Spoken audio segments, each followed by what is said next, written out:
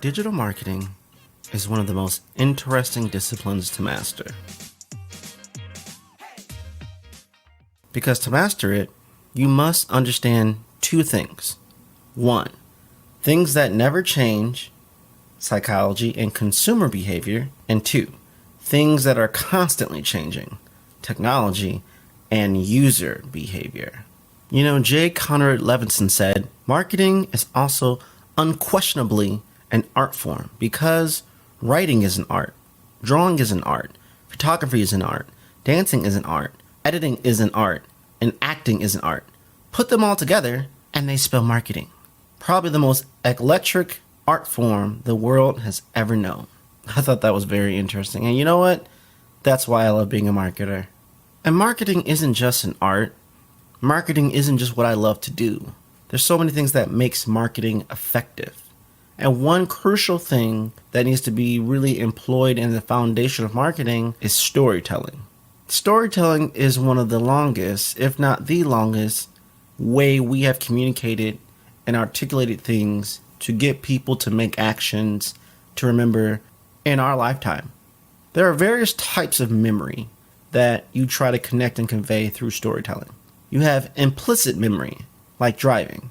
You just get in your car, you don't even think about how you're moving, it's all implicit. Explicit memory, you're recalling a favorite sporting event or a very cherished memory of your time, like an anniversary or a birthday.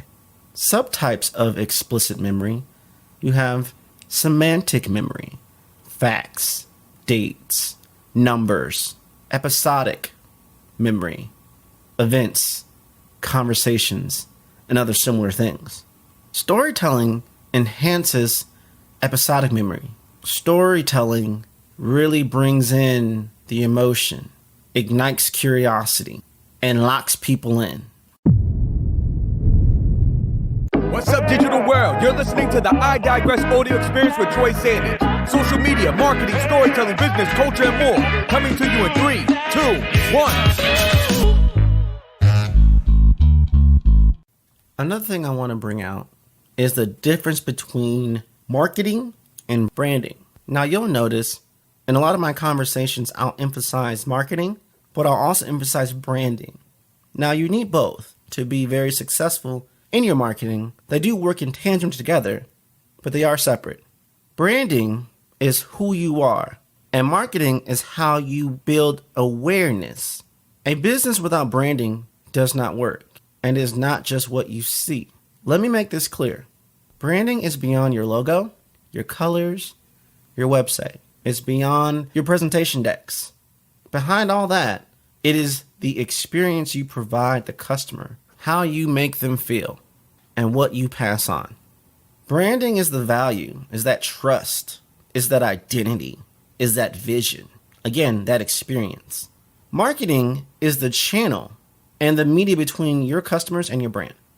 Think of branding as the ship and marketing the ocean, channeling that boat to the destination, to the island, being your customers. Without marketing, you'll never get to your customers, and your customers never get to you. They'll never even see you. Without branding, without identity, you won't be seen at all. You won't exist. You need both. So let me ask you this. Do you think you have good branding? Let me ask you another question. Are you marketing your brand accordingly? When people engage with your marketing tactics, are they attracted to your brand? Do they understand what your brand represents? Do they get it? Or are they confused? Do you have to employ a lot more tactics at the top of the funnel to get more people at the bottom of the funnel? Or is things just coming more naturally and now we're just trying to quantify key people, key groups of people who will be more inclined to buy? Ask yourself these 5 questions. Think of your business, think your profession, or maybe this even applies for yourself. Number 1, who am I? Answering that gives you your identity. Number 2, where am I from? Answering this gives you your heritage. Number 3, why am I here? This will give you the answer to your purpose. Number 4, what can I do? This gives you the answer to your potential. And number 5, where am I going? This gives you the answer to your destiny. Without answers to these questions, Life would only be like an experiment without a clear future and end. You can apply that also to your business, to your professional career, and again, emphasize again, to your life. The question of who am I is a question of identity.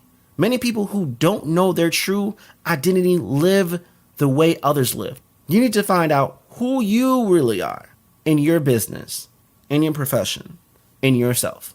The question of where am I from is the question of heritage. You gotta find out where you are from. If you don't know where you are from, you will never know where you are going. Number 3, the question of why am I here is a question of purpose. You need to find your purpose for life. Have a purpose-driven business. Studies show that now more and more consumers care about your vision statement, your mission statement. Why did you create this company? Why is this business created? What is its purpose? What is it intended to do? That means a lot to consumers now. 63% of consumers now will choose not to work with a company and go out of their way, pay more to work with a company that aligns with their values and vision. So you expressing your purpose is actually more of a benefit and is more essential now than it's ever been in our history.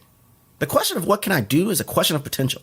Unless you discover your abilities, your capabilities, you will never be able to maximize on them. So that's a lot of trial and error. Figuring out, well, do I really align with this business? Do I really align with this type of culture and style? Does this position work for me? Does this industry work for me? All that needs to be understood. Because once you find that sweet spot, then it's time to double down and maximize on that. The question of where am I going is a question of destiny. You got to know where you're going. If you know where your weaknesses are, then you can listen to certain podcasts, find certain videos that's going to basically elevate you, give you the information that you need, the strategy that you need, all the various details to make forward progress, versus you went down the rabbit hole of hundreds and hundreds and hundreds of YouTube videos. Maybe you've been on an audio binge and listening to various podcasts for days, weeks, months, years, and not finding answers that you're seeking, the solutions that you need.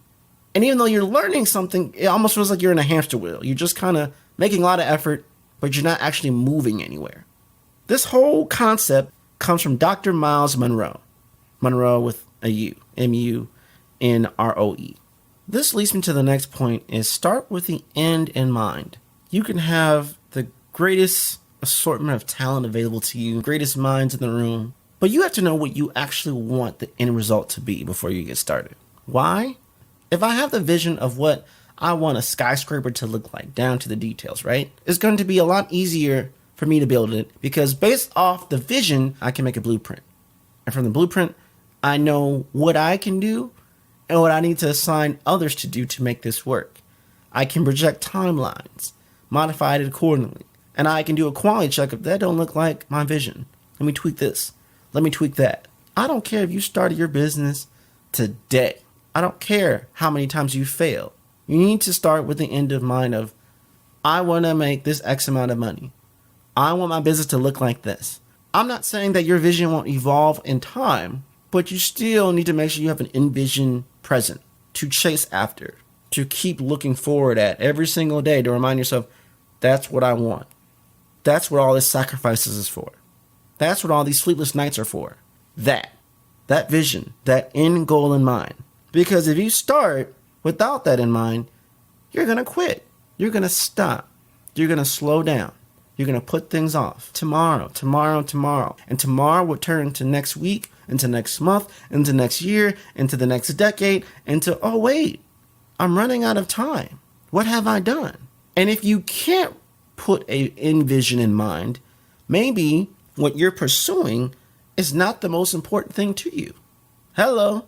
If it's taking you too long to generate a vision in mind to pursue it in the confines that you have established, try a new path, try a new road, try a new industry, try a new system, strategy, process, business. Think about that. Thanks for listening. And that's a wrap. We hope you enjoyed this episode of I Digress. What was your takeaway? Care to share your thoughts and tag Troy on social media? You can find him on all platforms at Find Troy. Don't forget to like, subscribe, and leave a review or comment for this episode from wherever you're listening.